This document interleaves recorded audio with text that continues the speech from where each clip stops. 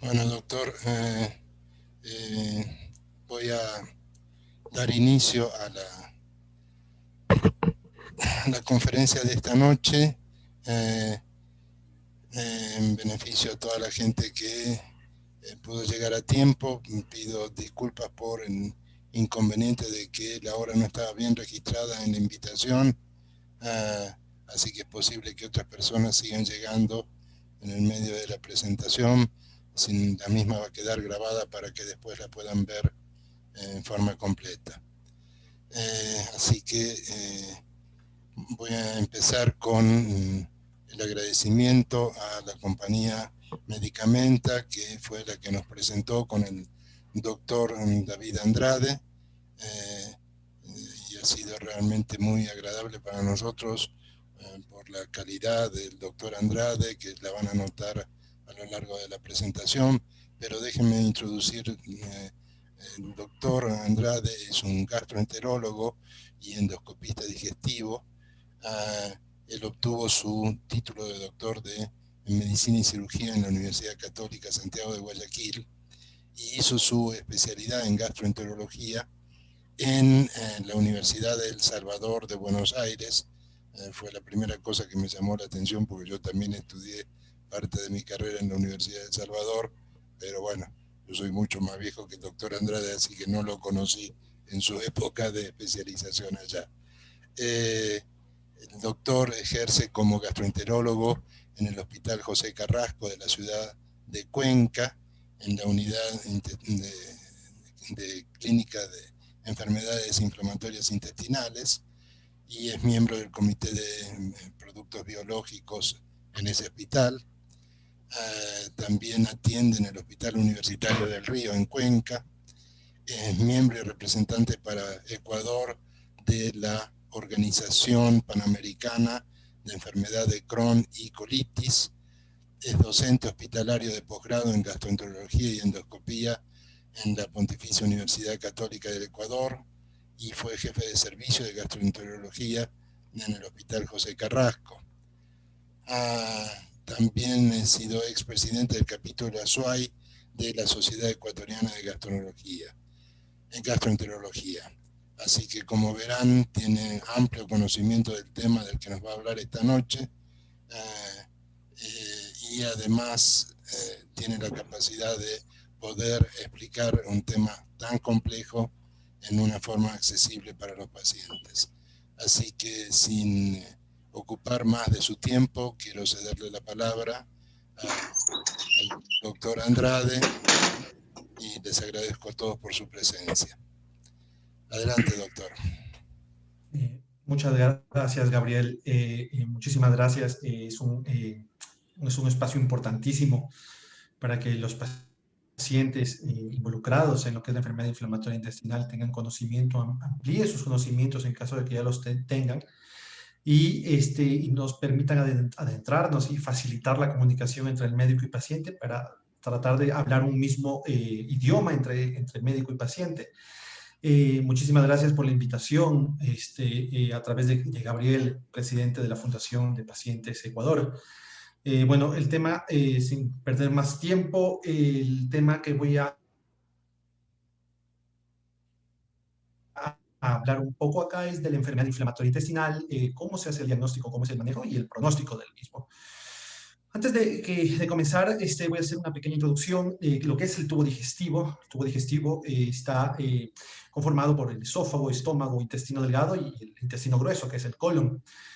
Cada área del tubo digestivo ejerce su función, ¿no? El estómago, el esófago lleva la comida de la boca al estómago, el estómago mezcla el alimento y en el intestino delgado lo que hace es se absorben todos los nutrientes que fueron ingeridos y finalmente el colon sirve como un tubo de recepción de los desechos de lo que no llegó a absorber el intestino y también tiene la función de absorber agua en el tubo digestivo.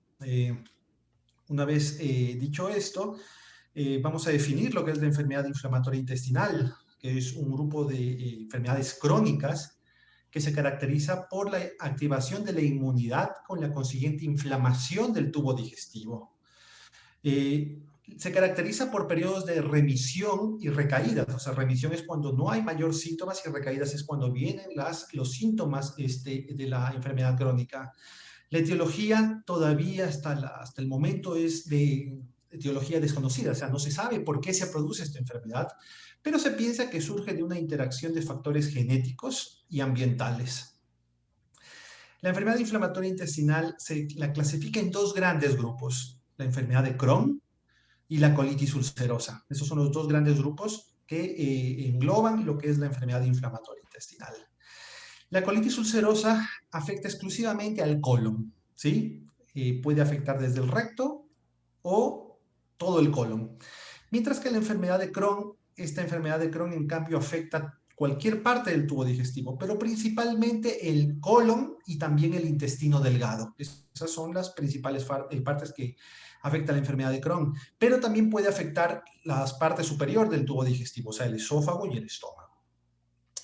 Hay muchos factores involucrados en el desarrollo, o se piensa de que están involucrados en el desarrollo de la enfermedad inflamatoria, como son el hábito de fumar, la polución, o sea, la contaminación ambiental, inclusive la forma en que uno nace, si es que es por cesárea, parto natural, si es que recibió de pequeño la alimentación de la leche materna, dónde nace uno, si es que el estilo de vida, factores socioeconómicos, nivel de educación, infecciones en edad temprana, pero sobre todo últimamente se ha tomado bastante atención en la microbiota o la flora intestinal de cada persona. De ahí, de hecho, que tenemos que la flora intestinal se la transmite inclusive de la madre al hijo, inclusive dentro del útero, ¿sí? Entonces, la flora intestinal de la madre podría ser es un reflejo de lo que pueda transmitir a su hijo dentro del útero y también esta puede modificarse en caso si es que el paciente o el bebé se alimenta con la leche materna o también el modo de parto, o sea, cesárea o parto normal.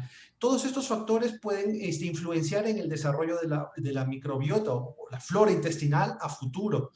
De hecho, aquí puse una gráfica que explica un poco de que obviamente la madre transmite la flora intestinal al bebé dentro del saco gestacional, o sea, del útero, y también esta puede ser modificado ya cuando nace el niño en relación al contacto que tiene con sus familiares, ¿sí? La leche materna que consume al nacer, si es que consume o no leche materna, y esto mantiene un equilibrio entre la inmunidad innata y la inmunidad adaptativa, o sea, que es la que va, las defensas que va desarrollando la persona en el transcurso de su vida. Pero en personas tal vez de que no toman o no fueron alimentados por leche materna o el parto fue por vía cesárea en lugar de la vía natural, esta microbiota intestinal en el niño puede salir ya afectada. Y al tener un desequilibrio entre la inmunidad innata y la inmunidad adquirida. Por eso es importante la flora intestinal en el desarrollo de este tipo de enfermedades. Y sobre todo por esto también, la evolución biológica es lenta en comparación a la evolución tecnológica que hemos estado teniendo en las últimas décadas, sobre todo inicios del siglo XX, y más acelerada todavía inicios del siglo XXI. Es decir, la rápida evolución tecnológica, ¿sí?, excede la lenta evolución biológica. Entonces, esto significa de que la persona no tiene una adaptación biológica para todos los cambios que se vienen conforme las sociedades se van desarrollando. Es decir, comida rápida, la falta de ejercicio y otros ámbitos en los cuales en la vida de evolución, o sea, la vida moderna, que no nos permite realizar actividades que normalmente las hacíamos antes, ¿sí?, pueden alterar también la flora intestinal, la microbiota intestinal. Voy a hablar de voy a separarlas de aquí, la colitis ulcerosa y la enfermedad de Crohn. Voy a dedicarme primero a hablar un poco de colitis ulcerosa. Como habíamos dicho, es una enfermedad crónica que afecta exclusivamente a la mucosa del colon, ¿sí?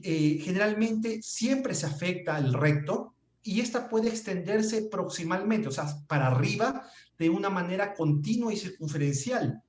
Los síntomas típicos de la colitis ulcerosa son las diarreas con sangre, la urgencia defecatoria, que es la sensación de querer defecar de forma urgente, o la sensación de que se llama el tenesmo defecatorio, que es la sensación de querer defecar una vez que ya se ha producido la defecación, la persona queda como la sensación de que quiere defecar más, pero no sale nada, por supuesto. Esta colitis ulcerosa implica un riesgo de cáncer colorectal a futuro y tiene un patrón de incidencia bimodal. Esto quiere decir de que se presentan en dos picos de edad temprana, a los 15, 30 años, pero también hay un pico de presentación a los 50, 70 años. Existen algunas formas de clasificar la colitis ulcerosa, ¿sí? Y esto va a depender de la vía de administración de los medicamentos y el riesgo de cáncer de colon. La colitis ulcerosa puede afectar exclusivamente al recto, aquí se llama proctitis, o puede extenderse desde el recto hacia la parte izquierda del colon, o puede afectar todo el colon, absolutamente todo el colon.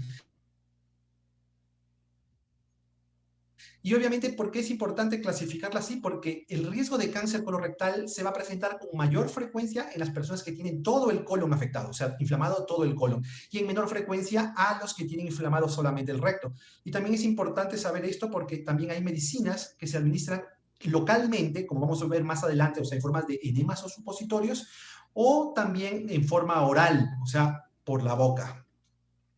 También se la clasifica también de acuerdo a la actividad en leve, moderada o severa. Y esto va a depender de qué tanta inflamación, qué tanta severidad de inflamación haya. O sea, cuántas diarreas con sangre realiza al día, si es que hay fiebre, si es que tiene anemia el paciente, todo eso va a depender en la clasificación. Y la clasificación de la severidad, o sea, qué tan severo es, también va a depender el tipo de medicación y la ruta de administración. Generalmente en las enfermedades leves, generalmente se utiliza la administración tópica, o sea, en supositorios o enemas, o la vía oral, mientras que en la enfermedad severa generalmente la administración de las medicinas es intravenosa. Es conocido también que las enfermedades inmunológicas, o sea, los que son asociadas a las defensas que atacan al mismo cuerpo, se pueden presentar acompañadas. Y es clara una asociación entre la colitis ulcerosa y otra enfermedad del hígado que se llama colangitis esclerosante primaria. Esto de aquí, cuando se juntan, cuando se asocian estas dos enfermedades, existe un mayor riesgo todavía de cáncer de colon y de colorectal y también de hígado. Y tanto así que el 70% de los pacientes que tienen la colangitis esclerosante van a desarrollar una colitis ulcerosa. El diagnóstico en el caso de la colitis ulcerosa no es sencillo, ¿sí? El diagnóstico se lo hace con una suma de síntomas, o sea, habíamos hablado las ganas de ir al baño, las diarreas con sangre, laboratorio, porque hay que pedir un laboratorio para estos pacientes, pero eso no es suficiente, tienen que también acompañarse de un criterio endoscópico, o sea, hay que hacer un estudio endoscópico para verificar efectivamente si se trata de una colitis ulcerosa, pero también tienen que asociarse a unas características en las biopsias de lo que tomemos durante la endoscopía. Entonces el diagnóstico no siempre es fácil, hay que asociar los síntomas, la endoscopía y la biopsia para poder llegar a un diagnóstico. Como habíamos dicho inicialmente, los síntomas son las diarreas con sangre, puede haber cansancio cuando hay anemia, ganas de defecar constantemente o sensaciones de defecar insatisfechas, pero cuando se presenta ya dolor abdominal, fiebre, pérdida de peso, taquicardia, náuseas y vómitos, ya estamos hablando de que se trata de una presentación severa, ¿sí? Y la presentación, el paciente empieza o debuta con una enfermedad severa hasta en el 15% de los casos. Igualmente, hay ciertos patrones de evolución de esta enfermedad, ¿sí? La más frecuente, afortunadamente, es cuando se presenta la crisis de colitis y después con el tiempo va bajando la severidad e intensidad hasta que desaparece. Pero también puede presentarse brotes en los cuales los brotes son leves y terminan haciendo un brote severo a futuro, o la enfermedad es constantemente severa, o en este caso que apenas se presenta en el 37% de los pacientes tienen brotes y recaídas, brotes y recaídas. En el laboratorio del diagnóstico es importante siempre solicitar un hemograma para ver si hay anemia. esto que se llama PCR y BCG, que son reactantes de inflamación, y predice si es que una persona está inflamada o no. Pruebas de función hepática, renal, hay que descartar otras causas como los parásitos, siempre se solicita coproparasitario, toxina para una bacteria que se llama Clostridium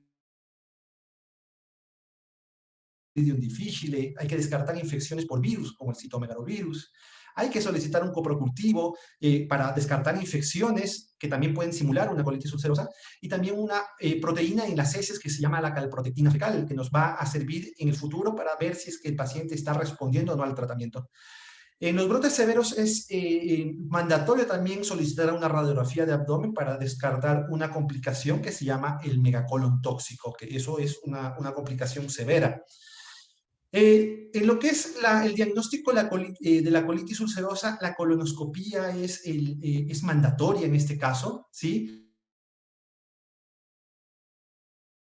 Es una herramienta importantísima en el diagnóstico y permite valorar justamente la extensión, o sea, si es que se localiza solamente en el recto o si es que se extiende al resto del colon. Y aparte de valorar la extensión, también nos permite tomar biopsias. Aquí tenemos dos casos de pacientes nuestros, ¿sí? El cuadro de arriba es una colitis ulcerosa, pero es una colitis ulcerosa leve, moderada. Y el cuadro de acá es, en cambio, una colitis ulcerosa severa, ¿sí? Todo lo blanco que se ve en la foto es inflamación y úlceras, ¿sí? Entonces, normalmente el colon no se ve así, el colon tiene más bien un color asalmonado, pero aquí hay una inflamación severa. Eso fue un cuadro severo de colitis ulcerosa. En lo que es la colonoscopía, no es necesario con la colonoscopía realizar controles endoscópicos rutinarios, ¿sí? Para monitorizar o para ver si es que la enfermedad está respondiendo al tratamiento. Para eso justamente existen los marcadores, ¿sí? Por ejemplo, la calprotectina fecal que habíamos hablado anteriormente, el PCR, la velocidad de sedimentación globular que se pide en los exámenes de sangre. Y esto permite ver recaídas o si es que el paciente, a pesar de estar tomando su tratamiento, no responde al mismo, o sea, es refractario al tratamiento. Obviamente la colonoscopía es un estudio que está contraindicado en casos de colitis ulcerosa severa porque existe el riesgo de perforar el colon durante el procedimiento. En esos casos es suficiente con un estudio que se llama rectoscopía o es la misma endoscopía pero que solamente se ve las partes finales del colon. Es importante la endoscopía también para hacer el tamizaje de la displasia y detección temprana de cáncer de colon, porque como habíamos dicho, la colitis ulcerosa cuando es extensa, o sea, cuando afecta todo el colon, esto representa un riesgo mayor de cáncer de colon en el futuro. Por eso, en este caso, la colonoscopía es importante para realizar una detección temprana de cáncer de colon. Esta detección temprana tiene que ser realizada 8 años luego del inicio de los síntomas, o sea, desde que se diagnostica la enfermedad, a los 8 años tiene que hacerse la colonoscopia de forma rutinaria. Y en pacientes de alto riesgo, ¿sí? Es decir, cuando la colitis afecta todo el colon o tiene la persona antecedentes de familiares cercanos con cáncer de colon de menos de 50 años, esa colonoscopia después de los 8 años tiene que hacerse anualmente para detección temprana de cáncer. En los pacientes con riesgo intermedio se lo puede hacer cada 2 o 3 años y en los pacientes de bajo riesgo, es decir, los pacientes que tienen solamente enfermedad leve o localizada solamente en el recto, podría hacerse cada 5 años. Ahora, el tratamiento es mucho más complicado que el diagnóstico inclusive. Los objetivos del tratamiento, ¿sí? Son la remisión clínica, que significa es que la persona que está con diarreas, con ganas de ir al baño a cada rato, con diarreas con sangre, paren los síntomas, es decir, o sea, ya no presenten los síntomas iniciales. Pero no solo es suficiente conseguir la remisión clínica, es decir, que ya no tenga molestias. Tenemos que conseguir también una remisión endoscópica, es decir, de que las úlceras del colon cicatricen, porque mientras exista aún la inflamación, el riesgo de cáncer de colon va a estar presente todavía. Entonces, es importantísimo la remisión endoscópica. Ahora, la remisión histológica significa de que en las biopsias no haya inflamación, o sea, a nivel microscópico no haya inflamación, eso está un poco más difícil de conseguir. En lo que es tratamiento, esto depende en el tratamiento es de la severidad del cuadro de colitis ulcerosa. Es decir, cuadros o los brotes más leves se los trata con los aminosalicilatos, que vamos a hablar después de un rato. Y si es que la persona no responde a los aminosalicilatos o la severidad, o el brote de colitis debuta con una severidad más intensa, podemos ir directamente a los corticoides o a los inmunomoduladores, a los biológicos o por último la cirugía. Ese es el esquema que normalmente se sigue en un paciente, o sea, de menos severo a más severo. Pero el pero de este esquema es de que cuando se utiliza corticoides y se quiere después suspender los corticoides, las recaídas de la enfermedad es bastante frecuente cuando se suspenden los corticoides. La remisión endoscópica, o sea, es decir, la cicatrización del colon, no se consigue con la mayoría de los pacientes si es que se comienzan a utilizar los aminosalicilatos o los corticoides. La toma de decisiones es muy lenta, es decir, entre que empiezo con estas medicinas que son más básicas a las más complejas, pueden tardar inclusive meses o años en llegar de aquí a acá. Por lo tanto, los biológicos a veces en enfermedades severas son usados muy tarde. Y obviamente la inflamación continua, como había dicho anteriormente, lleva a la aparición de cáncer, a la disfunción con la incontinencia fecal, o sea, el paciente se defeca sin un control adecuado ¿cómo se llama? De la defecación, o sea, un control inadecuado del reflejo de defecación, o también puede llevar a cirugías en casos severos, ¿no? Entonces, justamente esto es lo que queremos evitar con el tratamiento adecuado, ¿sí? En este caso, tenemos una colonoscopia de un paciente con una inflamación muy severa durante años. Y se ven inclusive estas líneas que se ven acá en esta parte superior izquierda, que son líneas de puentes de mucosa, o sea, está esto cicatrizado, fibrosado el colon. Ese es otro caso que tenemos que evitar, ¿sí? Que son pacientes que ya vienen con una metaplasia del colon, que significa ya un cambio de un tejido por otro con riesgo alto de cáncer, riesgo alto de malignización. O también queremos evitar esto. Aquí hay una lesión que ya es una lesión premaligna, ¿sí? En un colon ya crónico que no fue tratado adecuadamente. Y otra cosa que queremos evitar es la formación de estos divertículos o estos pseudopólipos que se suelen también formar en las colitis ulcerosas que no fueron tratadas de una forma adecuada o de una forma a tiempo. Por eso es de que actualmente está cambiándose eso de empezar desde la medicación más básica hacia Perdón que la lo más... interrumpa un instante, doctor. Eh, sí, uno de los asistentes al chat, sin querer, ha utilizado un marcador sobre las láminas, por eso vemos estas rayas. sí, Ah, sí. le pido No, disculpas, pero bueno, no, tranquilo. ya, creo que ya lo No, notó y ya no va a seguir escribiendo sobre las láminas. hace algunas diapositivas lo noté, no hay problema, pero bueno, podemos Ok, seguir sin ningún problema. listo, gracias. Entonces, lo que estábamos hablando es de que esto de que empezar con los medicamentos más básicos a los más complejos, de acuerdo a la severidad, o sea, ir escalándolos de a poco, tiene que ir cambiando en el futuro. Es decir, podemos hacer un early step up, que es lo que se llama un aumento progresivo, pero más rápido de la severidad de los medicamentos, ¿sí? En lo cual podemos empezar con corticoides e inmunomoduladores y si no responden estos, directamente ir al tratamiento con biológicos o inmunomoduladores. Obviamente esto dependiendo de la severidad. O el step down, que es en los casos en los cuales tuvimos un brote severo de colitis ulcerosa, inmediatamente no perder el tiempo utilizando inmunomoduladores o mesalacina, que son los pasos, las drogas más básicas, sino en los brotes severos directamente ir a utilizar biológicos con o sin inmunomoduladores. Entonces, ¿qué son este grupo de medicamentos que hemos estado hablando hace un rato? Voy a hablar cada uno de ellos. Los aminosalicilatos, que son los que muchas personas conocen como la mesalacina, ¿sí? Son medicamentos que son de primera elección en los brotes leves de colitis ulcerosa. Y hay muchas presentaciones. Hay en pastillas que se toman por la boca, en supositorios que se lo ponen cuando hay enfermedad localizada en el recto, o si no en enemas o espumas, que es cuando ya la enfermedad está localizada ya en más porciones, más extensas en el colon. Sí, obviamente estos son los primeros medicamentos que se utilizan en colitis ulcerosa, pero en brotes leves, ¿sí? No en severos, sino en brotes leves. Obviamente todas las medicinas tienen sus efectos secundarios, ¿no? Y el caso de la mesalazina, de los aminosaliciliatos, no es la excepción. Y obviamente, como dentro de los principales efectos secundarios de estas medicinas tenemos la anorexia, la alopecia, que es la pérdida de cabello, ¿sí? Náuseas, vómitos, puede dar inclusive en algunos casos hepatitis, pancreatitis, dolor de las articulaciones, pero afortunadamente los efectos adversos se presentan no en muchos casos y también son leves, es decir, retirando la medicación, si se presentan los efectos secundarios, podemos tranquilamente controlarlos o manejarlos.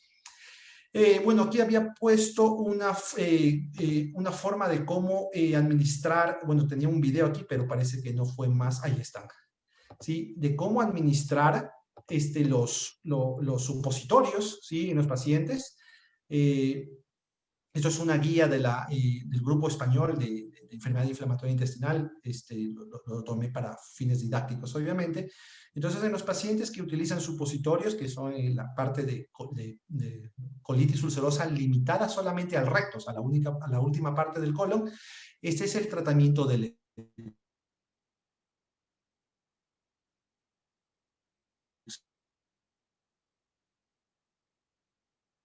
la introducción del supositorio es de esta forma, como se está viendo en el video. El paciente se pone de lado y con el dedo se empuja el supositorio y se trata de mantener al paciente el máximo tiempo posible, ¿no? Este supositorio se deshace en el recto y posteriormente cumple su objetivo, su opción. Esta es otra forma de presentación de la mesalazina, son los enemas. Estos de los enemas, igualmente el paciente se pone acostado sobre su lado izquierdo y ahí en la gráfica está de que el mismo paciente se coloca, pero es más cómodo que un familiar o algún asistente sea el que le coloque el enema, ¿no?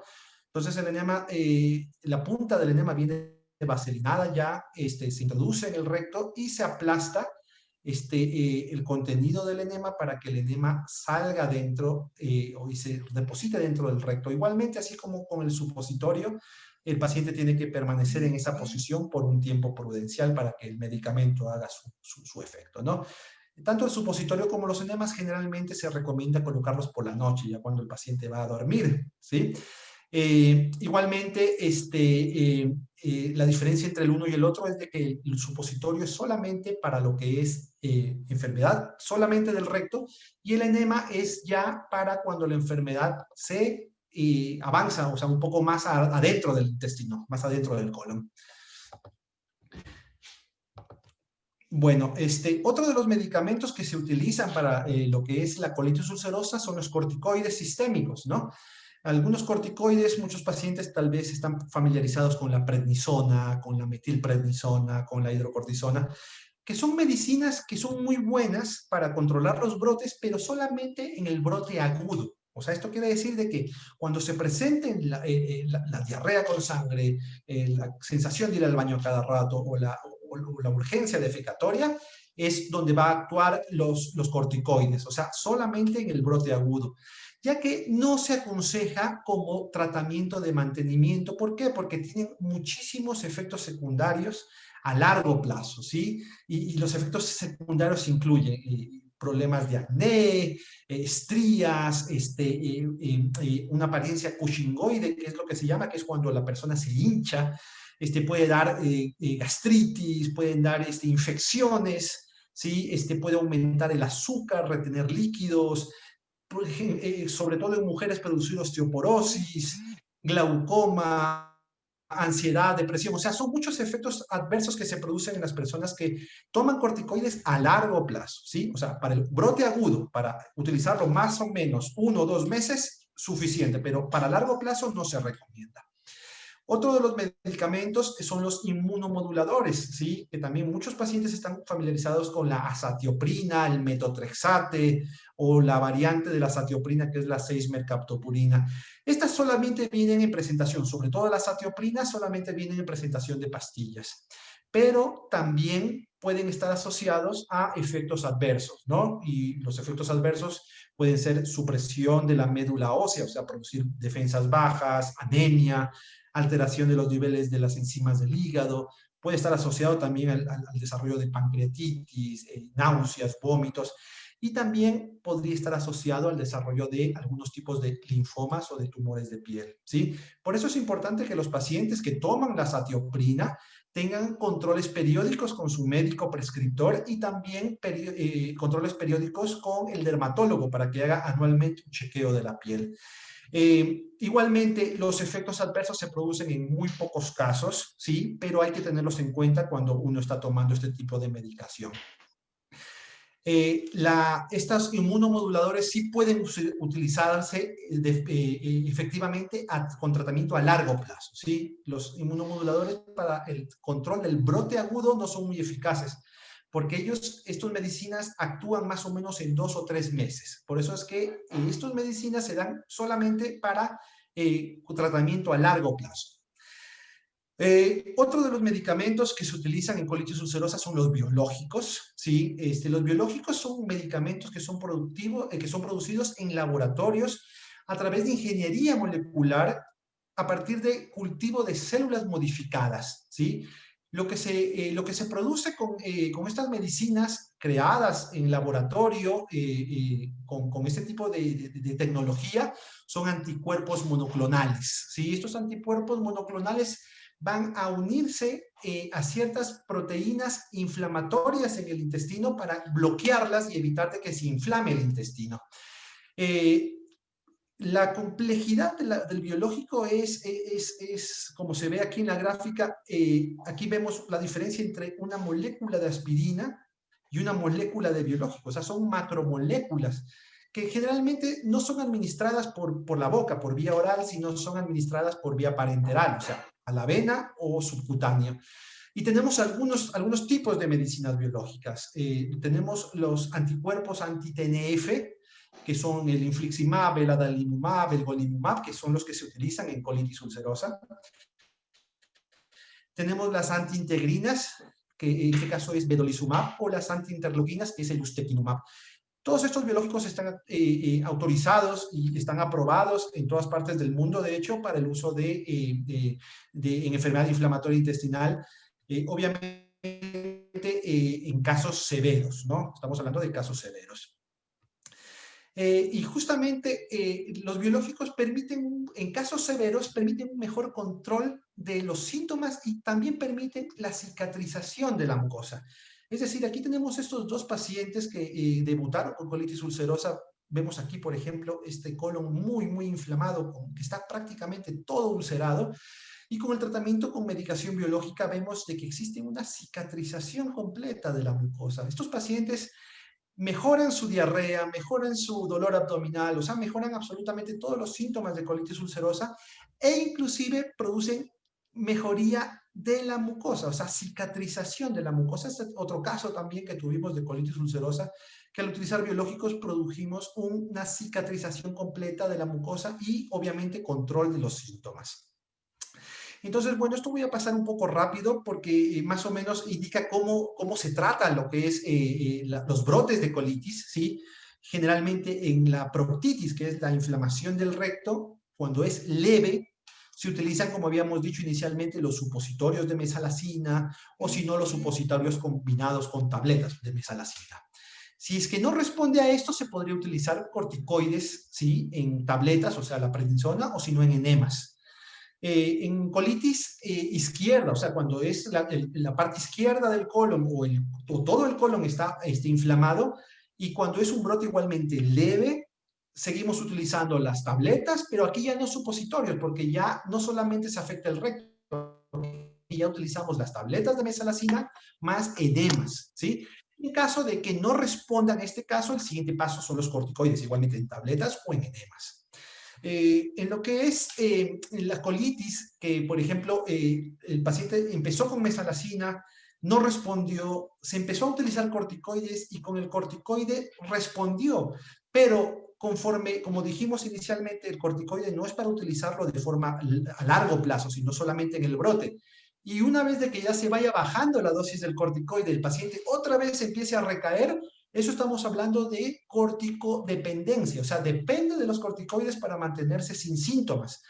Pero como dije, los corticoides no son para utilizarlos de forma crónica, a largo plazo. Entonces, en los pacientes que son dependientes de corticoides o que no responden al tratamiento con corticoides, ahí utilizamos inmunomoduladores o directamente en casos más severos, biológicos, ¿sí? Anti-TNFs o el vedolizumab o el ustekinumab. Cualquiera de estos pueden ser utilizados.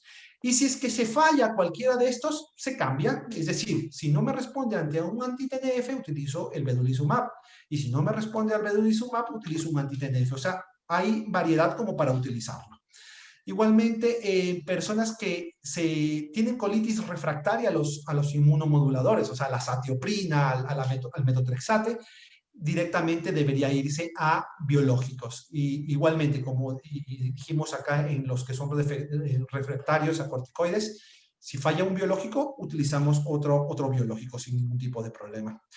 En lo que es colitis severa, que es cuando el paciente tiene múltiples episodios de diarrea con sangre y aparte de eso hay fiebre, dolor abdominal, anemia, deshidratación, ese es un paciente que no puede ser manejado ambulatoriamente, o sea, no se lo puede tratar en la casa, o sea, por consulta externa. Este paciente tiene que ser hospitalizado para el manejo.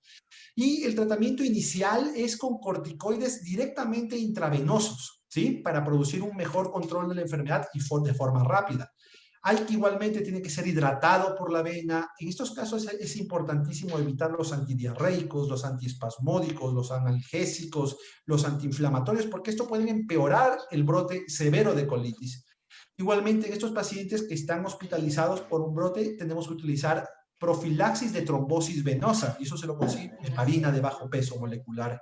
Igualmente hay que descartar infecciones, hay que dar antibióticos si es que se sospecha de una infección, y también hay que ver la necesidad de si es que el paciente necesita transfundirse sangre o no.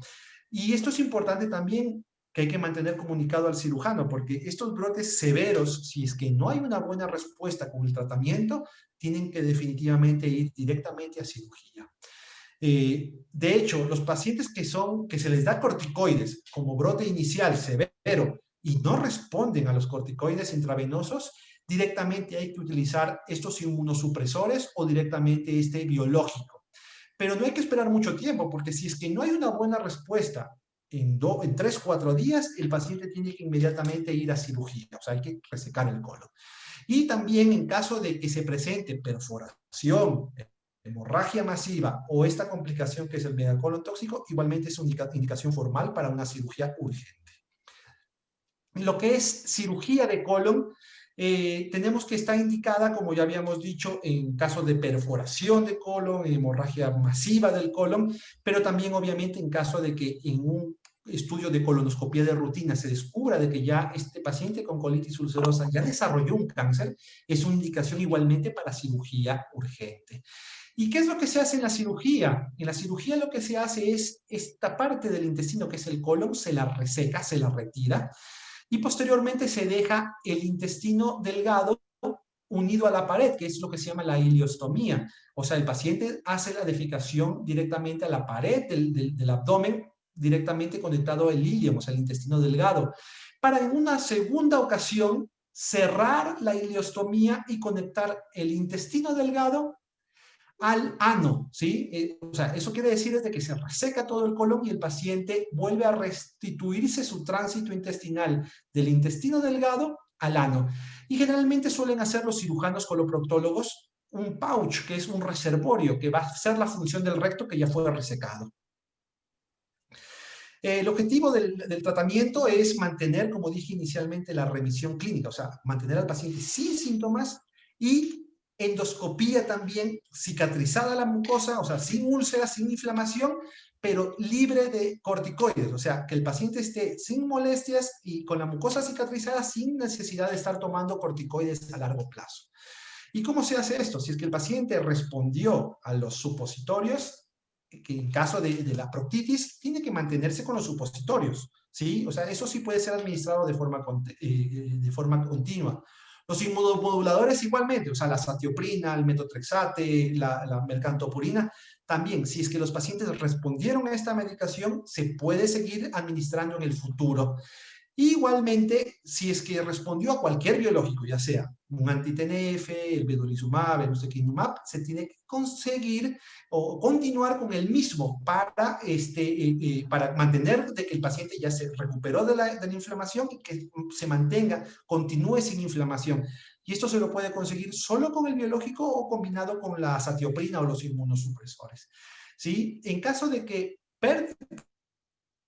pierde la respuesta, o sea, respondió inicialmente y el paciente continuó con su tratamiento, pero pasaron años o meses y el paciente, a pesar de estar con el tratamiento de mantenimiento, pierde la respuesta, es decir, otra vez se inflama, se puede optimizar la dosis, o sea, subiendo o acortando el periodo de administración o directamente se cambia a otro biológico. Bueno, terminamos en lo que es colitis ulcerosa, traté de hacerlo más rápido. Vamos a lo que es la enfermedad de Crohn, que es otro de los grupos de la enfermedad inflamatoria. Igualmente es una enfermedad inflamatoria crónica, pero en este caso el Crohn no solamente afecta al colon, o sea, puede afectar al colon, pero también puede afectar a cualquier parte del tubo digestivo, principalmente al intestino delgado. La inflamación es continua y puede abarcar todas las capas de la pared del tubo digestivo. O sea, es lo que se llama la transmural. O sea, toda la pared del intestino está comprometida, está inflamada. Los síntomas, a diferencia de la colitis ulcerosa, más bien se manifiestan con diarrea crónica. Algunas veces con sangre, pero generalmente es con diarrea sin sangre. Pero también se asocia dolor abdominal y pérdida de peso, porque se inflama la parte del intestino que absorbe los nutrientes. Entonces, no se absorben adecuadamente los nutrientes. Igualmente, puede manifestarse con recaídas y remisiones, o sea, periodos de actividad y periodos en los cuales no hay molestias, pero acá, en cambio, puede estar asociado al desarrollo de fístulas y estrecheces del intestino, que pueden causar oclusión intestinal, de hecho.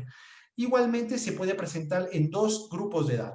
Desde los 15 a los 30 es el primer grupo, o si no, de los 60 a 70 años, que hemos visto también otro grupo de edad donde se presentan estas enfermedades. Y esta es más o menos cómo evoluciona la enfermedad, ¿no? Desde el diagnóstico, la enfermedad temprana en el tiempo es esto, ¿no? Y ya en la enfermedad temprana ya puede haber formación de estrecheces, formaciones de abscesos, o sea que son sacos de pus dentro del intestino, o el desarrollo de fístula.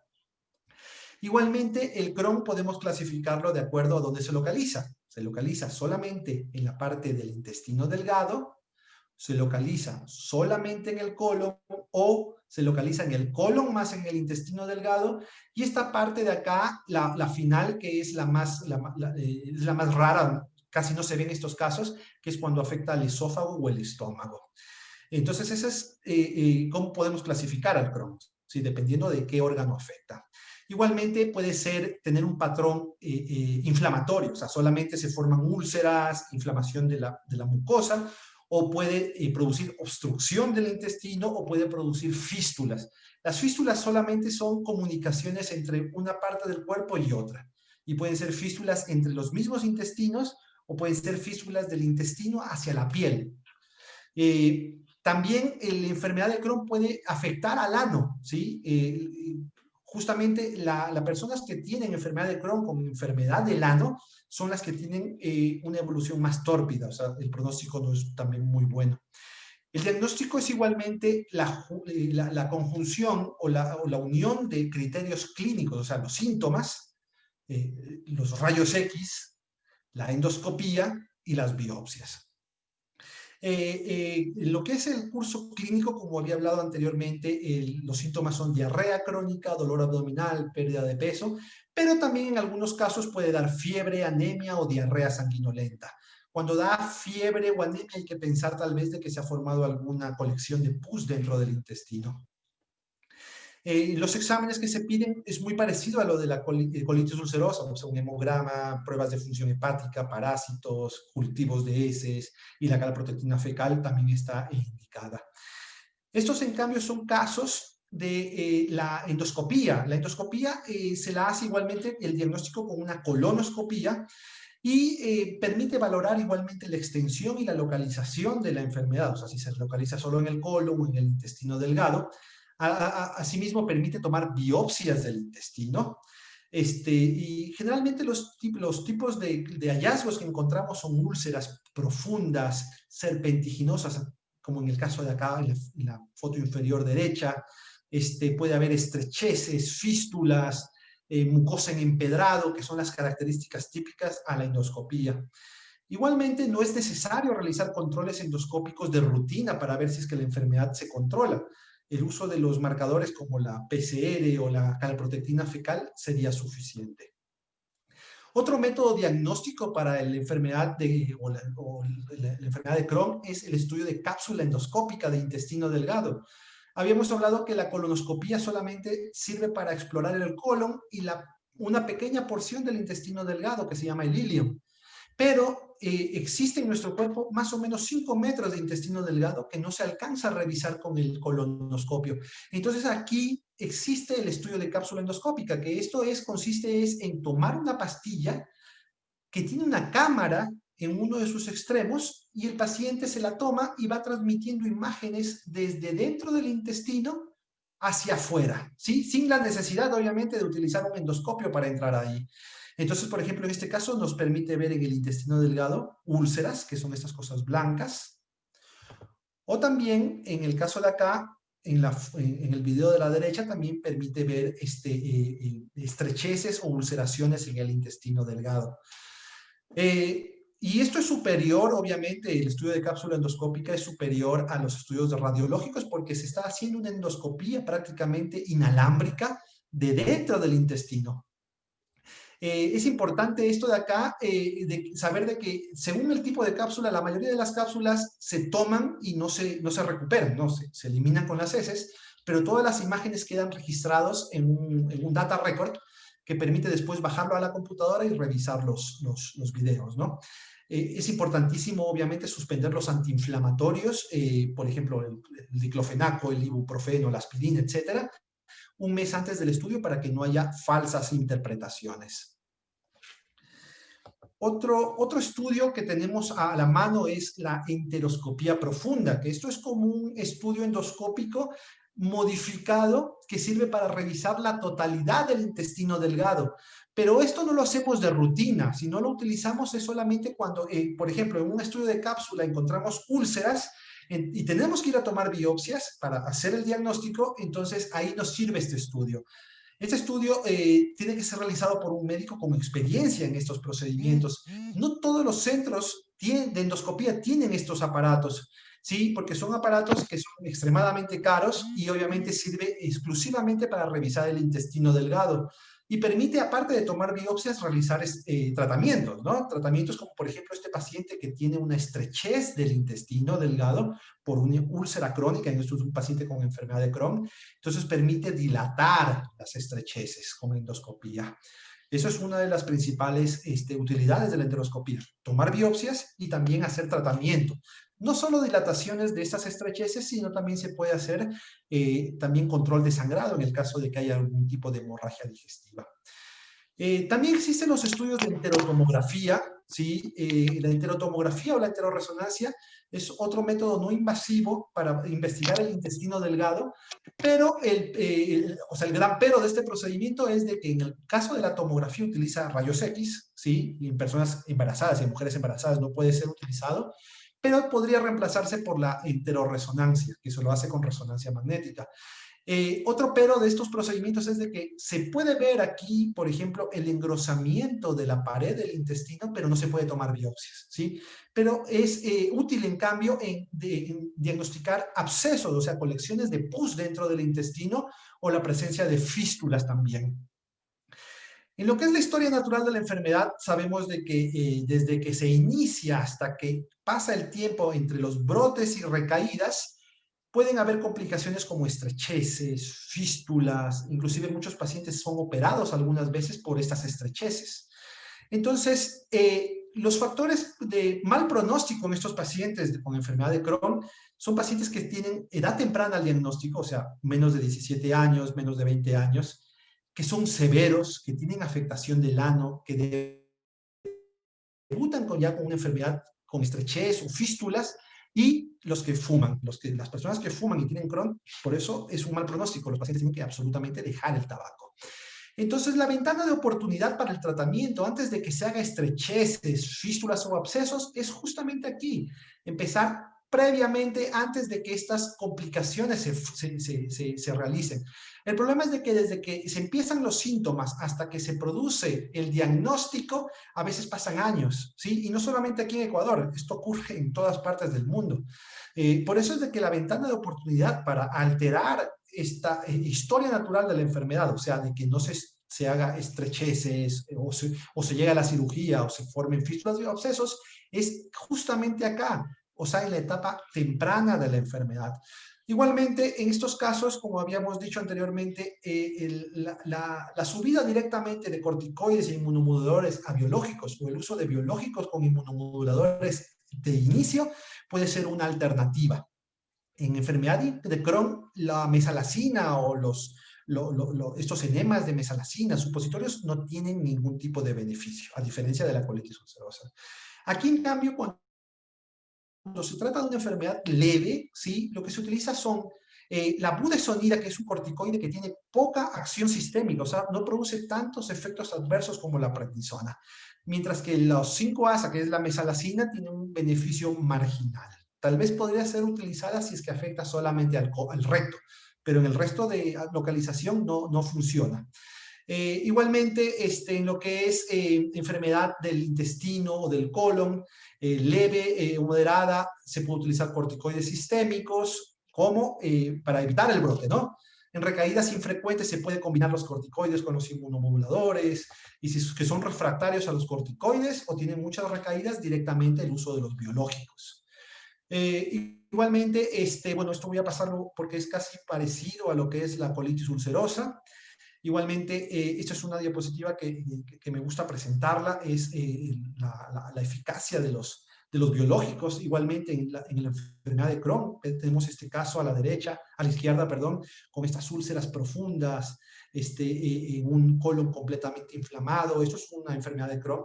Y con el uso de biológicos vemos de que la recuperación de la mucosa, o sea, la cicatrización de la mucosa es brutal, o sea, es casi parece que estos dos pacientes, estas dos fotos no fueran del mismo paciente, ¿sí?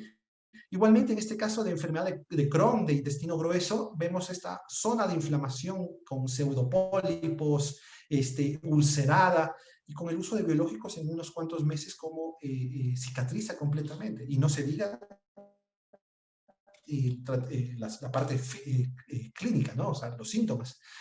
Y finalmente, ya para terminar, quiero recordarles de que el día 19 de mayo, bueno, este año ya pasó, celebramos el Día Mundial de las Enfermedades Inflamatorias Intestinales.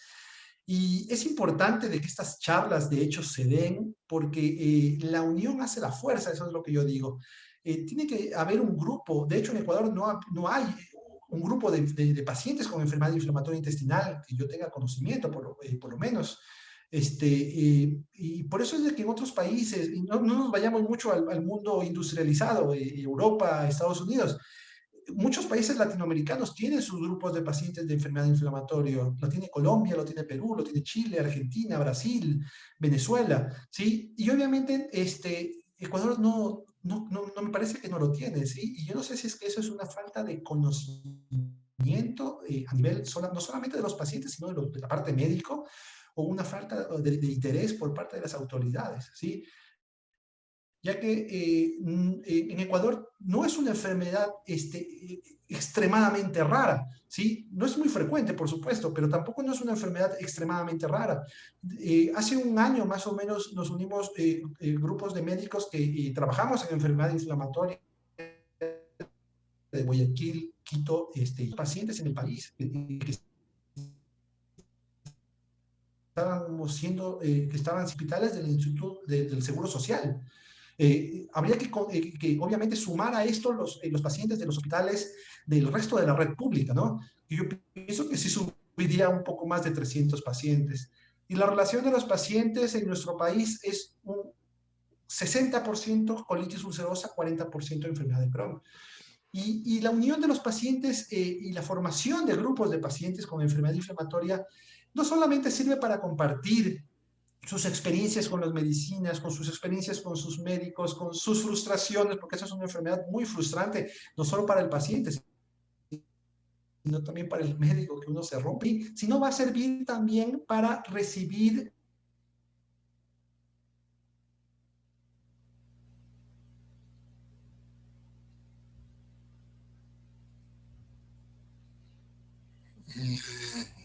Doctor, hay momentos en que se está congelando su imagen, probablemente hay alguna dificultad con su conexión de internet. En general hemos podido oír su presentación completa. En este momento veo su imagen congelada. ¿Usted me está escuchando, doctor? ¿No? Ok, vamos a esperar un momentito que se vuelva a conectar. Vamos a esperar que se vuelva a conectar el doctor. A ver, ahí sí. Está con el micrófono apagado, David. Sí, se me fue la conexión. Pido disculpas, se me fue la No se conexión preocupe, no momentáneamente. se preocupe, ahora lo vemos y lo escuchamos perfectamente. Bueno, Perfecto. quería comentar un poco sobre el tema de las organizaciones de pacientes en Ecuador. De hecho, nos acompaña Ana Lucía Cisneros, con Ana Lucía, que es paciente en la Fundación Pacientes Ecuador. Originalmente nos contactamos porque ella además sufre de fibromialgia. Entonces fue con el grupo de Buenas noches, doctor. fibromialgia. Buenas noches, Gabriel. Buenas noches, Ana Lucía. Originalmente empezamos a trabajar con ella y otros pacientes de fibromialgia, pero Ana Lucía y su marido además tienen enfermedad de Crohn. Entonces, Ana Lucía me había comentado de esta enfermedad, nosotros no teníamos foco en ella, pero desde hace un tiempo atrás empezamos a entender la necesidad de difundir el conocimiento sobre las enfermedades inflamatorias intestinales, porque los mismos pacientes, desgraciadamente, no comentan mucho. Este tipo de enfermedades a veces tienen un cierto estigma social, entonces los pacientes no suelen hacer público su estado de salud, pero eso juega en su contra porque tampoco reciben suficiente información sobre nuevos tratamientos, nuevos medicamentos, dónde hay especialistas, qué tipo de especialistas son los más adecuados para consultar, etc. Entonces eso es algo que estamos tratando de ayudar en la medida de las posibilidades de la Fundación Pacientes Ecuador, y eso ha sido el motivo de haberlo invitado a esta charla que, soy franco, me ha resultado muy interesante. Entendemos las relaciones de las distintas enfermedades con los temas autoinmunes, porque manejamos grupos grandes de otras enfermedades autoinmunes, y empezamos a notar cómo hay mucha relación entre distintas enfermedades que uno en principio diría no tienen nada que ver unos con otros, pero sí se le ve este tema. Pero bueno, quería revisar las notas que ha habido de distintas personas a lo largo de su charla para hacerle conocer las preguntas. Bueno, Ana Lucía menciona que una excelente charla y menciona que tanto ella como su marido usan la mesalazina. Ana Lucía lleva ya muchos años con el Crohn, ¿correcto, Ana Lucía? Así es. Ya son 8 o casi 10 años con la enfermedad de Crohn. Y bueno, mi intención siempre ha sido primero educarme yo sobre la enfermedad y luego pues formé un grupo en tanto de WhatsApp como en una página en Facebook para poder ayudar de esta manera a las personas que tienen, ¿no? El problema de enfermedad de Crohn, colitis ulcerosa y bueno, y en mi caso también fibromialgia. Entonces, yo manejo todo esto es con el interés de poder dar a conocer la enfermedad y que de alguna manera nos puedan ayudar La medicina, en verdad, la mesalazina es bastante costosa. En mi caso, yo tomo 2 cajas de mesalazina al mes. Aproximadamente cuestan como casi $70, $80. Mi esposo toma una sola, pero de todas maneras, pues sí es un gasto bastante fuerte, porque además de esta enfermedad hay otras cosas también atrás de esto, ¿no? Problemas de hígado, problemas de riñones y la gastritis en sí mismo. Entonces, de alguna manera, pues queremos que se nos ayude, que se nos ayude. A ver, Sobre todo esto me hay... lleva, perdón, Ana Lucía, me lleva a hacerle una pregunta al doctor Andrade con relación, he visto los resultados de los biológicos como el influximab eh, en, en estas enfermedades, y francamente sus láminas me dejaron gratamente impresionado, David. Eh, en otras enfermedades no es tan claro los beneficios de ciertos medicamentos biológicos como lo que usted nos acaba de mostrar, tanto en la colitis ulcerosa como en el Crohn.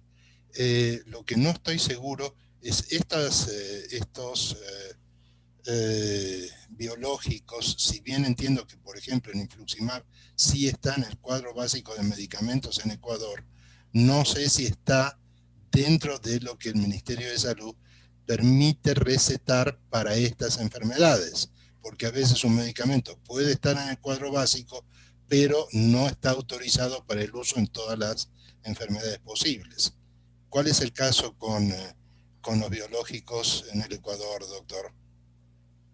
Sí, de hecho, en el cuadro básico tenemos, bueno, hablo en lo que es seguridad social, tenemos un medicamento que es una prodroga que se llama la sulfasalacina. ¿Sí? La sulfasalacina es como la mesalacina, pero tiene un grupo sulfidrilo. Esto quiere decir de que las personas que tienen alergia a las sulfas no pueden tomarlo, ¿sí? Entonces, en lo que es los aminosalicilatos, que es este grupo de medicamentos, la sulfasalacina, la mesalacina, tenemos la sulfasalacina. Efectivamente, es un medicamento que es caro, ¿sí? La mesalacina es cara y obviamente los pacientes, lamentablemente, que no tienen o que tienen alergia de efectos adversos a la sulfasalacina, lamentablemente tienen que conseguir su medicamento por su cuenta, ¿no? Los corticoides sí se cuentan en lo que es la seguridad social, creo que en el Ministerio de Salud también tienen los corticoides, la prednisona, la hidrocortisona, la metilprednisolona, que son los que más se utilizan. Tienen tanto la presentación oral como la inyectable, ¿no? La inyección. Lo que no hay es, por ejemplo, estos corticoides que no tienen mucha acción sistémica, o sea, no producen Sí, yo tantos no los he efectos visto. secundarios. ¿Sí? Mm. Es como esa es la que se llama la budesonida. ¿Sí? Eso sí no hay en la seguridad social ni tampoco en el ministerio. De hecho, en el país hay un laboratorio que no recuerdo muy bien el nombre, que recién va a traer la budesonida al país, pero obviamente no está en el cuadro básico. La azatioprina, el metotrexate está en el cuadro básico, eso sí. Ahora, en cuanto a biológicos, ¿sí? Lo que hay en el cuadro básico es en lo que es enfermedad inflamatoria, es el infliximab y el adalimumab, ¿sí? Ah, El vedolizumab y el ustekinumab no están en el cuadro básico. Pero en los pacientes, hablo como experiencia de lo que es seguro social, en los pacientes, por ejemplo, que no responden al infliximab ni al adalimumab, se realizan generalmente unos anexos, que es un trámite burocrático, engorroso y largo, sí, sí, lo tremendamente conozco. largo, en el cual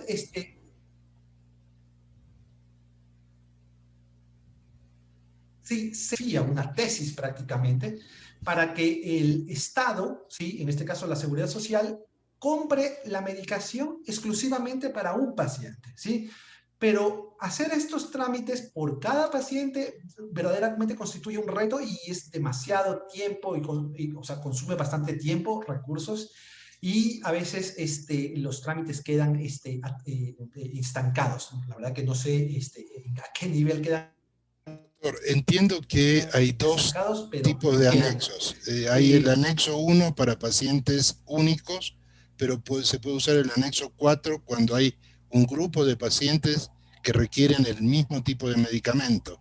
Y discúlpeme por repetir algo que obviamente usted conoce mejor que yo, pero es para conocimiento de los pacientes.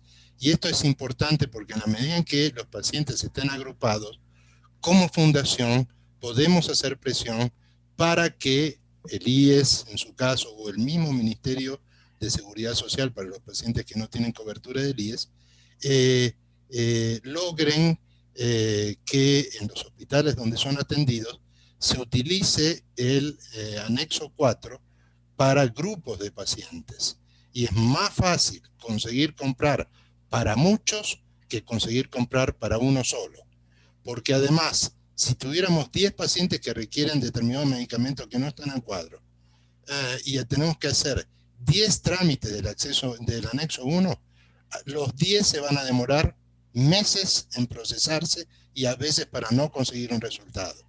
En cambio, cuando están agrupados y ya hay suficiente evidencia clínica por médicos especialistas, sea de IES, sea de hospitales del servicio del Ministerio de Salud Pública, normalmente terminan en una aprobación y sí se compran. Pero bueno, esto es para conocimiento de los pacientes y disculpe que lo haya interrumpido, doctor. No, sí, justamente eso es importante. El anexo 4 existe, de hecho. El problema con esto es de que no se logra a veces agrupar un número importante de pacientes como para que se ejecute el anexo 4, porque la mayoría de los pacientes con los medicamentos como el infliximab o el adalimumab va bien, ¿sí? De hecho, los pacientes que no mismo responden a estos biológicos son tal vez, en mi experiencia personal de los pacientes que hemos tenido, tal vez son unos 4 o 5 pacientes, ¿sí? El resto de los pacientes responden muy bien a estos biológicos. Por eso es de que hemos tenido que hacerlos individualmente, por el número en sí reducido. Uh-huh.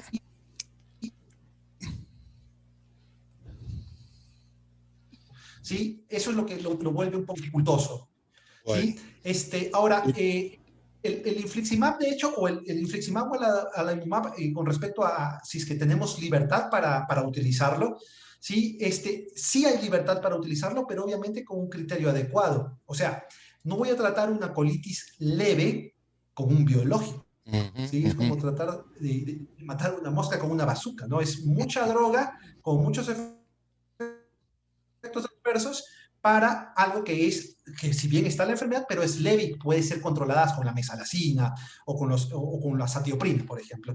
Entonces, sí, es que de hecho nosotros en el hospital tenemos una comisión de biológicos, sí, yo creo que en Quito, en Guayaquil, los hospitales del seguro también lo tienen, en la cual nos reunimos un grupo de médicos, discutimos los casos y aprobamos individualmente a cada paciente. Así que sí hay disponibilidad de hacerlo. Ok, quería comentarle otro del paciente Vita Mesa. Dice: buenas noches, doctor. Yo empecé un grupo el año pasado de enfermedades inflamatorias intestinales y de a poco está creciendo. No sé si Vita nos está escuchando, para que pudiera mencionar dónde tiene este grupo, porque no hemos tenido contacto con este grupo antes. Buenas noches. Vita, ¿Sí me escucha? Sí, buenas noches. Lo que pasa es que yo tengo colitis ulcerativa hace 23 años ya. Y entonces, a mí, por ejemplo, yo tomo Salofal, pero hace ya tiempo que no encuentro Salofal aquí en el país y tenía que mandármela del exterior. Y en este momento, por ejemplo, no hay aquí. Y con esto de la pandemia se me ha complicado terriblemente conseguirla. Y entonces, por ese motivo creé el grupo el año pasado y para ver si, o sea, como una manera de hacer más visible esto de la enfermedad, porque al menos yo estoy acá en Guayaquil, pero al menos acá casi nadie sabe de la enfermedad y es complicado para mí manejar todo esto. Bueno, le agradezco por la información, Vita, y me gustaría después poder ponernos en contacto para ver cómo podemos apoyarlos. Lo que menciona Vita también lo mencionaba Ana Lucía, que decía, al momento está activada la enfermedad, en el caso de ella, por la situación que vivimos con la pandemia. Esto, desgraciadamente, usted sabe, doctor, que a los pacientes de enfermedades crónicas la pandemia las ha afectado más que al resto de la población, porque les ha impedido asistir a citas que tenían que cumplir con sus médicos, no han conseguido los medicamentos que se les entregaban en los hospitales del IES o del Ministerio de Salud Pública, a veces no los consiguen ni siquiera en las farmacias privadas, ha tenido un montón de consecuencias. Pero bueno, ok, Verónica Cóndor creo que dice, el tomar mesasalina por más de un año con un diagnóstico de colitis ulcerosa diagnosticado hace un par de meses y no obtener mejoría, ¿puede hacer pensar en un cambio de medicación? Y sí, de hecho, hay que conocer aquí algunos factores. Primero, la dosis que se toma de la mesalazina, ¿sí? Porque justamente muchos pacientes están maltratados por desconocimiento, de hecho, desconocimiento de los médicos, de las dosis efectivas de la mesalazina, ¿sí? Por ejemplo, para atacar un brote de colitis leve, que generalmente utilizamos inicialmente la mesalazina, la dosis va de 3 a 4 gramos por día, ¿sí? 3 a 4 gramos por día, estamos hablando de 6 a 8 pastillas al día, ¿sí? Y una vez de que se consigue con esa dosis la remisión, o sea, que los síntomas se controlen, o sea, o que desaparezcan los síntomas, ahí se pone al paciente es en un esquema de mantenimiento. Pero el esquema de mantenimiento son 2 gramos al día, o sea, es decir, 4 pastillas diarias. Tomando la mesalazina, tienen, por ejemplo, un brote de colitis leve, toma la mesalazina y dicen, bueno, sigo con las molestias, no logro controlar mis síntomas. Pero, y bueno, ¿cuánto está tomando? Ah, estoy tomando una. Es una dosis ínfima, es una dosis mínima, que difícilmente va a ser el control de los síntomas en un brote agudo, ¿sí? Entonces hay que preguntarse primero, ¿cuál es la dosis que está tomando? ¿Sí? Si es que a pesar de estar tomando una dosis plena, efectiva, no hay respuesta, entonces ahí la segunda pregunta es, ¿y qué parte del colon tengo afectado? ¿Solamente el recto o todo el colon? ¿Sí? Si es que dice, bueno, solamente el recto, entonces se combina las pastillas de mesalazina con los supositorios de mesalazina. Y si es que no mismo va, entonces ahí sí se plantea la posibilidad de cambiar de medicamento directamente a los inmunosupresores, o sea, a la satioprina, el metotrexate, etcétera, o inicialmente utilizar corticoides de forma para el brote, o sea, de forma en un tiempo determinado que no va más allá de 2 meses, hasta que el inmunosupresor haga su efecto a largo plazo, ¿sí? Entonces, eso hay que plantearse primero las 2 preguntas que acabo de hacer antes de sugerir el cambio de medicamento o no. Ok. Vita también hizo una pregunta de dónde se puede conseguir el Salofalc acá en Ecuador.